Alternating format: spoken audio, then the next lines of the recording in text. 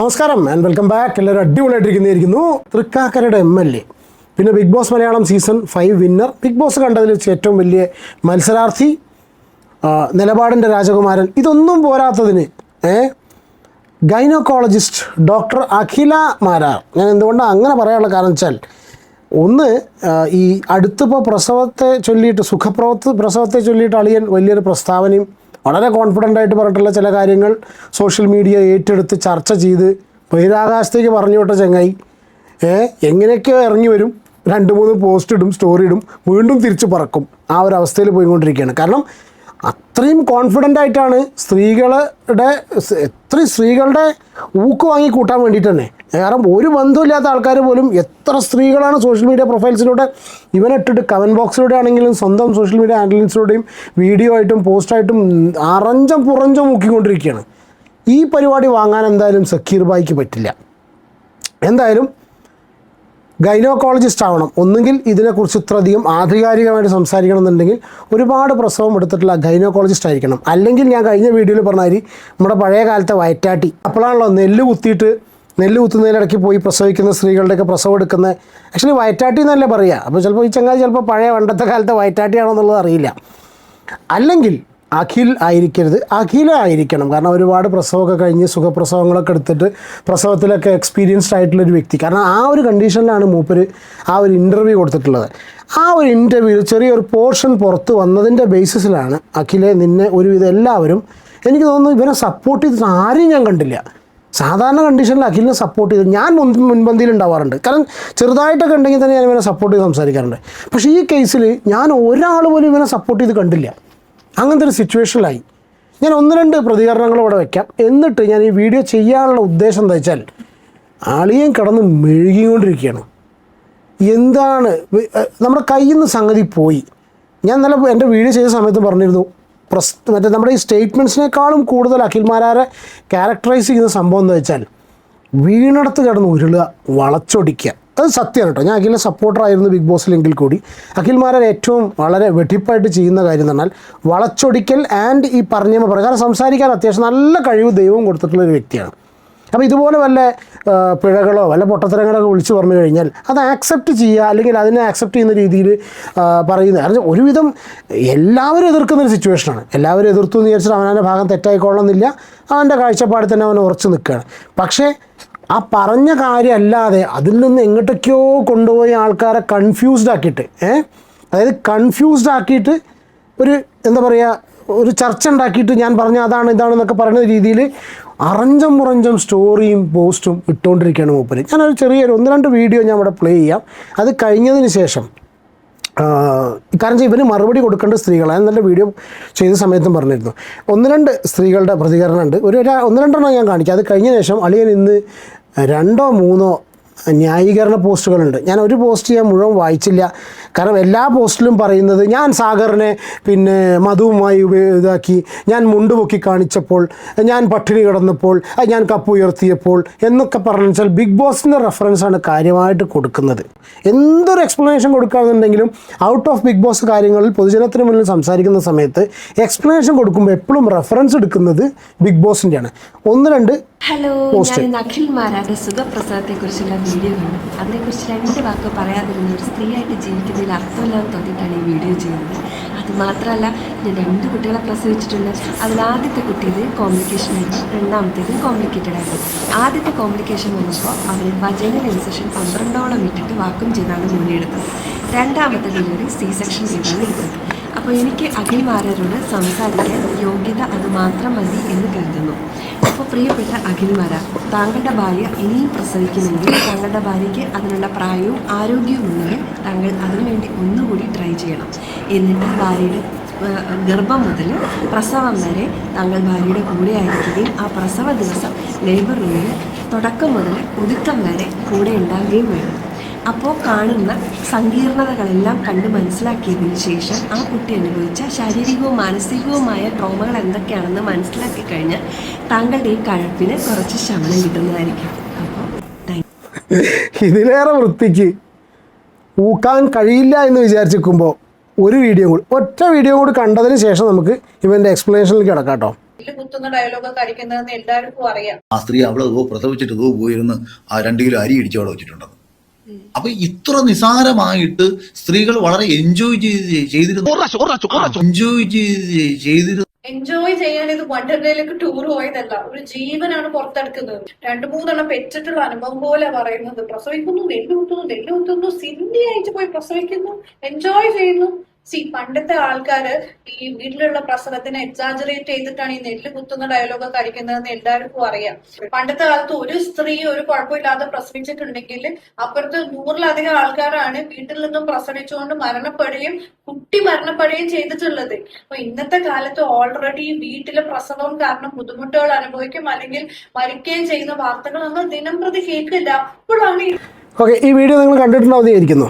എന്തായാലും ഇപ്പോൾ ഏറ്റവും ലേറ്റസ്റ്റ് ആയിട്ട് വന്നിട്ടുള്ള ഒരു വിവരപ്രകാരം സ്ത്രീകളുടെ പ്രസവത്തെ സങ്കീർണമാക്കിയത് ആശുപത്രികൾ എന്ന് പറഞ്ഞിട്ടാണ് അവിടേക്കാണ് ആ സ്റ്റേറ്റ്മെൻറ്റ് കൊണ്ടുവരില്ലേ. അഖിൽ മാരാരുടെ പരാമർശത്തിൽ പരാതി നൽകി വനിതാ ഡോക്ടർ. കേരള കൗമുദിയിൽ വന്നിട്ടുള്ള ന്യൂസാണ് നിങ്ങളിപ്പോൾ സ്ക്രീനിൽ കാണുന്നത്. സ്ത്രീകളുടെ പ്രസവത്തെക്കുറിച്ച് റിയാലിറ്റി ഷോ താരവും 2020 സ്ഥാനാർത്ഥിയുമായ അഖിൽ മാരാരുടെ പരാമർശത്തിൽ പരാതി നൽകി വനിതാ ഡോക്ടർ. സ്ത്രീകളുടെ പ്രസവം സങ്കീർണമാക്കിയത് ആശുപത്രികളാണെന്ന വസ്തുതാവിരുദ്ധ പരാമർശം സമൂഹത്തിൽ പ്രചരിപ്പിക്കുകയെന്ന ഉദ്ദേശത്തോടെ നടത്തിയ പ്രസ്താവനയിൽ നടപടി എടുക്കണമെന്നാണ് ആവശ്യം. ആരോഗ്യ വകുപ്പിലെ മെഡിക്കൽ ഓഫീസറായ ഡോക്ടർ കെ പ്രതിഭ ചീഫ് സെക്രട്ടറിക്കാണ് പരാതി നൽകിയത് എന്ന് പറഞ്ഞിട്ടാണ് ഏകദേശം ഒരു മണിക്കൂർ മുന്നേ കേരള കൗമുദിയിൽ ന്യൂസ് വന്നിട്ടുള്ളത്. വല്ല ആവശ്യമുണ്ടായിരുന്നോ? അളിയൻ ഇതുപോലെ വല്ല പൊട്ടത്തരം വിളിച്ച് പറയും, എന്നിട്ട് ആൾക്കാർ എന്തെങ്കിലും കാര്യങ്ങൾ ഇത് ചർച്ച ചെയ്ത് കഴിഞ്ഞാൽ അപ്പം പറയും റീച്ചില്ലാത്തവർ റീച്ചിന് വേണ്ടിയിട്ട് സംസാരിക്കുന്നു, റീച്ചിന് വേണ്ടി എന്നെ ഉപയോഗിക്കുന്നു. പിന്നെ എതിർത്തിട്ടാണെങ്കിൽ ഇതിനെക്കുറിച്ച് അഭിപ്രായം പറയുന്ന ആൾക്കാരൊക്കെ പിന്നെ പട്ടിപ്പൂച്ചാണ്. ഇതാരും തുടങ്ങി വെച്ചത് നമ്മളല്ല. ഇവൻ തന്നെയാണ് സോഷ്യൽ മീഡിയയിൽ വന്നിരുന്നിട്ട് ഇതുപോലത്തെ എന്താ പറയുക വേസ്റ്റ് സംസാരം കൊണ്ടുവന്ന് ഇറക്കിയിട്ടുള്ളത്. ഫസ്റ്റ് ഓഫ് ഓൾ ഒരു കാര്യം പറയാം. അപ്പോൾ ഞാൻ എൻ്റെ ഒരു എക്സാമ്പിൾ പറയാം. എൻ്റെ വീട്ടിൽ എൻ്റെ സംസാരം എൻ്റെ വൈഫിന് ഇഷ്ടമാണ്, ഞാൻ പറയുന്ന എന്ത് കാര്യവും അവൾ ആക്സെപ്റ്റ് ചെയ്യുന്ന ഒരു സിറ്റുവേഷൻ ആണെങ്കിൽ അത് കണ്ടിട്ട് നമ്മൾ സമൂഹത്തിലേക്ക് ഈ ക്യാമറയുടെ മുന്നിൽ പൊതുജനത്തിനോട് പറഞ്ഞു കഴിഞ്ഞാൽ ഊക്ക് വാങ്ങി ബഹിരാകാശത്തോ വീട്ടിലെവിടെ വെച്ചാൽ പോയി ഇരിക്കേണ്ടി വരും. കാരണം എൻ്റെ ഒരു പരിപാടി ഇതാണ്. ഒരു പക്ഷേ ചിലപ്പോൾ നിങ്ങളുടെ വൈഫ് ചിലപ്പോൾ നിങ്ങളുടെ ഈ സംസാരം കാര്യങ്ങളും നിങ്ങളുടെ തോട്ട് പ്രോസസ്സ് ഒക്കെ എൻജോയ് ചെയ്യുന്നുണ്ടായിരിക്കാം. അതുകൊണ്ടായിരിക്കാം നിങ്ങൾ തമ്മിൽ ഒരുമിച്ച്. ഇപ്പം ഞാൻ എൻ്റെ കേസാണെന്നുണ്ടെങ്കിലും അങ്ങനത്തെ സിറ്റുവേഷൻ ആയിരിക്കാം. But it doesn't mean that ഈ ലോകത്ത് നിങ്ങൾ സംസാരിക്കുന്ന വ്യക്തികളെല്ലാവരും നിങ്ങളോട് യോജിക്കണമെന്നില്ല. എന്നിട്ട് അത് ഞാൻ പറഞ്ഞതിൻ്റെ പൊരുൾ മനസ്സിലാക്കാതെയാണ് നിങ്ങൾ പറഞ്ഞു എന്നുള്ള രീതിയിൽ ന്യായീകരിക്കുന്നതിന് എന്തറിയോ, ഒരുപാടൊക്കെ ന്യായീകരിക്കുന്ന സമയത്ത് സ്വയം അവനാൻ പറഞ്ഞത് പൊട്ടത്തരമായി എന്ന് മനസ്സിലായിട്ടുണ്ട്. ഇനി അതിൻ്റെ മേലെ ആ ഒരു ഇമേജ് കളയാൻ വയ്യ. കാരണം ഞാൻ എപ്പോഴും ശരിയാണ്. നമ്മൾ പറയില്ലേ, boss is always right. If you ever feel he is wrong, refer to rule number 2. Rule number 2 എന്താ?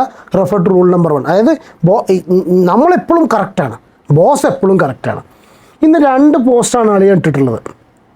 ഞാൻ ആദ്യം 14 മണിക്കൂർ മുന്നേ ഇട്ടിരുന്നു. പറയുന്നത് ഉൾക്കൊള്ളാൻ ബോധമില്ലാത്ത കുറേ എണ്ണത്തെ പഠിപ്പിച്ച് മനസ്സിലാക്കുക എന്ന ഉത്തരവാദിത്തം കൂടി ചെയ്യേണ്ടത് ബാധ്യതയാണ്. ആരാണ് നിന്നോട് പറഞ്ഞത്? നീ പറയുന്നതൊക്കെ എല്ലാവരും ഉൾക്കൊള്ളണം എന്നുള്ള നിയമമൊന്നുമില്ലല്ലോ ഇവിടെ. നീ പറയുന്ന കാര്യം കംപ്ലീറ്റ് എല്ലാവരും ഉൾക്കൊള്ളണോ? ഉത്തരവാദിത്വം ചെയ്യേണ്ടത് ബാധ്യതയാണ്. ആരാണ് ഈ ബാധ്യത ഇവനൊക്കെ ഏൽപ്പിച്ചിട്ടുള്ളത്?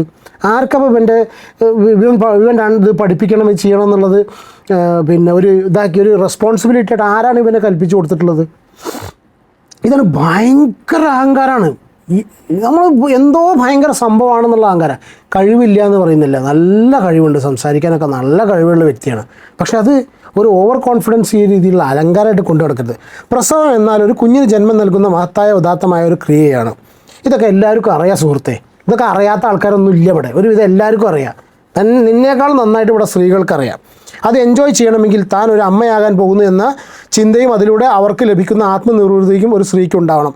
ഒരുപാടുള്ള സ്ത്രീകളുണ്ട്, ആ സ്ത്രീകളൊക്കെയാണ് ഇവരെ പിടിച്ച് ആട്ടിയിട്ടുള്ളത്. അങ്ങനെ അത്തരം ഒരു മഹത്വം ആണ് എൻ്റെ വയറ്റിൽ വളരുന്ന കുഞ്ഞ് എന്ന ചിന്ത. ഗർഭകാലത്തെ ആസ്വദിച്ച് മുന്നോട്ട് കൊണ്ടുപോകാൻ ഒരു സ്ത്രീക്ക് കഴിയുന്നത് ഈ മഹത്വത്തിൻ്റെ മൂല്യം അല്ലെങ്കിൽ മാതൃത്വത്തിൻ്റെ മഹത്വം അവൾ അറിയുന്നത് കൊണ്ടാണ്. മറിച്ച് വയറ്റിൽ വളരുന്ന കുഞ്ഞ് എൻ്റെ ജീവിതം തകർത്തു, എൻ്റെ സൗന്ദര്യം തകർത്തു, ഇനി ഈ നാശത്തെ പ്രസവിച്ചാൽ, ഇതൊന്നും ആർക്കും കേൾക്കാൻ താല്പര്യമില്ല. ഒരു പക്ഷേ ചിലപ്പോൾ ഞാൻ ഇവൻ്റെ ഈ ഒരു ഫേസ്ബുക്ക് പോസ്റ്റ് വായിച്ചാൽ തന്നെ ഒരുവിധം എല്ലാവരും ചിലപ്പോൾ എന്നെ തെറി പറയുന്നുണ്ടായിരിക്കും. ഇവരൊക്കെ ചെറുത് ഗുണം അമ്മയാകാൻ എനിക്ക് പറയാം. എന്തൊക്കെ ഗർഭകാലത്തുണ്ടാകുന്ന ഹോർമോൺ വ്യതിയാനങ്ങൾ രോഗികൾ ഇപ്പം എന്തായാലും അളിയൻ ഈ ഗൈനക്കോളജിനെ സംബന്ധിച്ച് റിസർച്ച് ചെയ്തുകൊണ്ടിരിക്കുകയാണ്. കാരണം സ്റ്റോറി കംപ്ലീറ്റ് ഇതാണ് വരുന്നത്. ഇപ്പോൾ ബുക്ക് റെഫർ ചെയ്ത് പഠിച്ചുകൊണ്ടിരിക്കുകയാണ്. ChatGPT-നോടും ബുക്കൊക്കെ റെഫർ ചെയ്തിട്ട് ഇതൊക്കെ കുറേ എന്തൊക്കെയോ എഴുതി കൂട്ടിയിട്ടുണ്ട്. മരുന്നുകൾ ആവശ്യത്തിന് മാത്രം ഉപയോഗിക്കുക, ഫാർമ എന്ന വെബ് സീരീസ് എല്ലാം കഴിഞ്ഞിട്ട് കുറഞ്ഞ പക്ഷം ഞാൻ എന്താണ് പറഞ്ഞത്, എന്താണ് അത് കൊണ്ട് സമൂഹത്തിന് നൽകുന്ന സന്ദേശം എന്നത് മനസ്സിലാക്കാനുള്ള ബോധം ഒന്നും ഉണ്ടാവുക. ഇവിടെ എല്ലാവർക്കും ബോധമുണ്ട്, നിനക്കൊഴിച്ച് നിനക്ക് ബോധമില്ല. നിൻ്റെ ഉള്ള ബോധം എന്ന് പറഞ്ഞാൽ അഹങ്കാരം കൊണ്ട് സംസാരിക്കാൻ കഴിവുണ്ട് എന്നുള്ള അഹങ്കാരം തലയ്ക്ക് പിടിച്ചിട്ടുള്ള ബോധമില്ലായ്മയാണ് അഖിൽ മാരാറെ നിനക്കിപ്പോൾ ഉള്ളത്. ഇപ്പം നിനക്ക് ആ ഒരു ഇതിലാണ് നീ സഞ്ചരിച്ചുകൊണ്ടിരിക്കുന്നത്. വൈകിട്ടില്ല, ഇനിയും കറക്റ്റ് ചെയ്താൽ മതി. നല്ല കഴിവുള്ളതാണ്. ഞാൻ ഒരുപാട് വിഷയങ്ങളിൽ സപ്പോർട്ട് ചെയ്തിട്ടുള്ള ആളാണ്. എനിക്ക് ഇവരെ സംസാരം കേൾക്കാൻ ഭയങ്കര ഇഷ്ടമാണ്. പലരും എന്നെ തെറി പറയണ സമയത്തും ഞാൻ ഇവരെ സപ്പോർട്ട് ചെയ്യുന്ന സമയത്തൊക്കെ എന്നെയൊക്കെ ഒരുപാട് പേര് തെറി പറഞ്ഞിരുന്നു. പക്ഷേ അന്നും എനിക്ക് ഈ ചങ്ങാതി സംസാരം ഇഷ്ടമാണ്. പക്ഷെ ഇതുപോലുള്ള കാര്യങ്ങൾ നമ്മൾ ടോളറേറ്റ് ചെയ്യേണ്ട കാര്യമില്ല. ഇനി ടോളറേറ്റ് ചെയ്യാതെ ഇരിക്കുന്ന അവസ്ഥയിൽ നമ്മൾ പറയുന്ന സംഗതികളൊക്കെ ബോധമില്ലായ്മയാണ്, വിവരമില്ലായ്മയാണ് എന്നൊക്കെ പറഞ്ഞു വരിക പറഞ്ഞാൽ അതും അഗെയിൻ ഈ ഒരു അഹങ്കാരത്തിൻ്റെതാണ്. ഒന്നിനെയും ഭയക്കാതെ മനസ്സിന് കരുത്ത് പകർന്ന് ജീവിക്കാൻ ശ്രമിക്കൂ. ജീവിതം ആസ്വദിക്കാൻ കഴിയും. ഇതൊക്കെ ഞങ്ങൾ ജീവിക്കുന്നുണ്ട് കേട്ടോ.